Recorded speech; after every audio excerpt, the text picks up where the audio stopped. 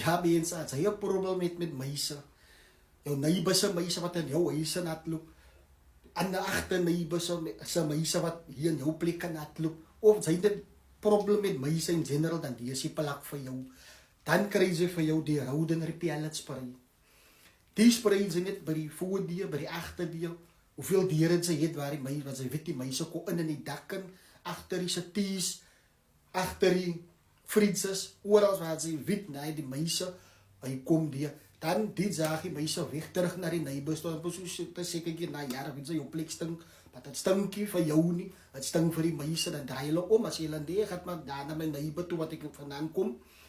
Die is hoe die rode repellent die meisje weghou. En dat is baie safe om kinders, ze gaan het gebruiken, die spuit net 2-3 keer per dag, en dan zal ze die result zien, because wat hier, voor ik gebruik het, voor ik die plak vir julle wil gesê, dat ek het self gebruik om te kan kyk of het regtig werk, because wat die reviews wat op die website is, van Takealot, was baie goed en tyd gemaak, laat ek die gekoop het.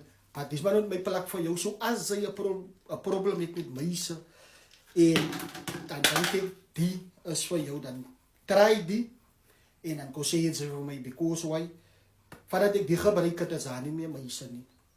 En hy is maar nou net my plak vir jou, ja, en die prijs vir die is maar net R150, by Takealot. So order maar vir jou een, as jy weet, sy het klomp meisje, die meisje maak vir jou mal in die aande, of in die dag, of sy kan nie slaap nie. Gebruik die, as baie safe. I'm Mr. James, in peace.